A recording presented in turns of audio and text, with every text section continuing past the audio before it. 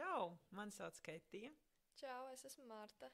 Mēs šodien esam Gulbens jauniešu bāzē, tā mēs viņu varam saukt, Jā. jā. Un esam atbraukušas no, Rūjienas. jā. Es esmu jaunatnes darbiniece, un Marta ir viena no aktīvajām brīvprātīgajām. Jā. Marta, varbūt mēs varam pastāstīt par mūsu šīs nedēļas aktivitātēm jauniešu centrā. Jā, mēs vadām dienas nometni bērniem no 7 gadiem. Un pavadām ļoti labu laiku.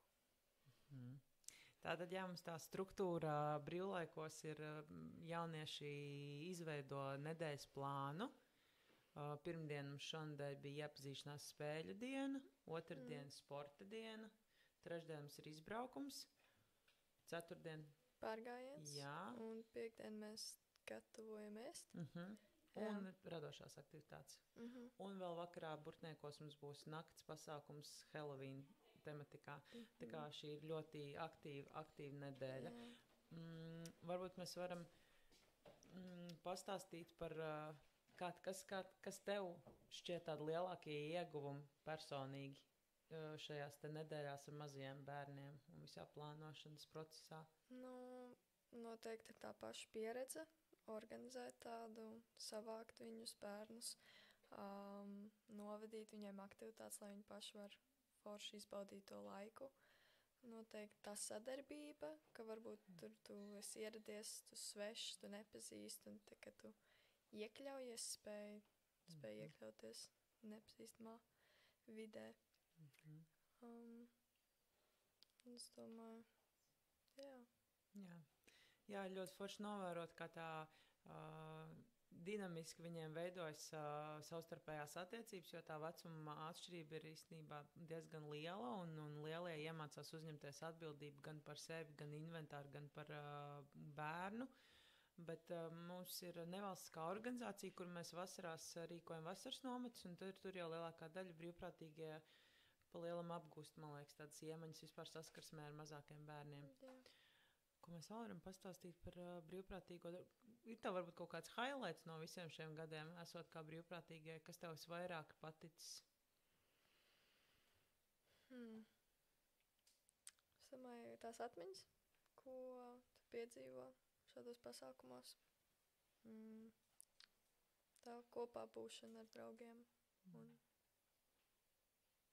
Un šīs vasaras, labi, neteiksim brīvprātīgais darbs, bet šīs vasaras kaut kāds kopā ar jauniešu centru tavs vasaras highlights. Nu, brauciens uz Liepājas festivāla kopums. Tas bija kaut kas jauns priekš manis.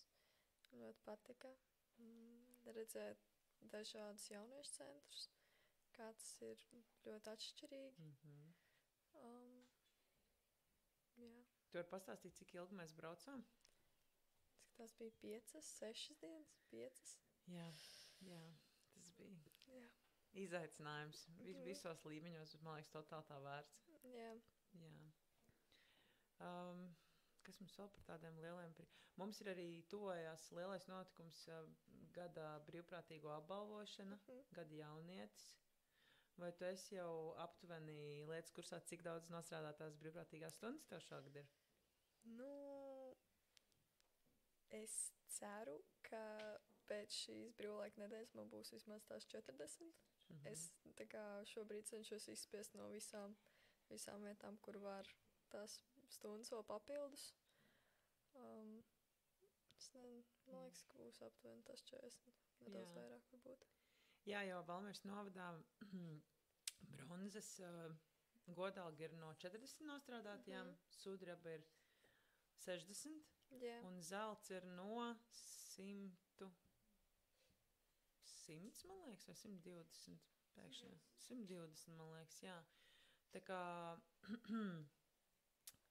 šis būs labs atskaites punkts, liela motivācija nākamajam gadam, bet es gribētu teikt lielu paldies tev par tavu ārtavu un par tavu, tu esi viena no atsaucīgākajām, kas vienmēr iesaistīsies un nepateiks nē, un vienmēr tev ir labas idejas.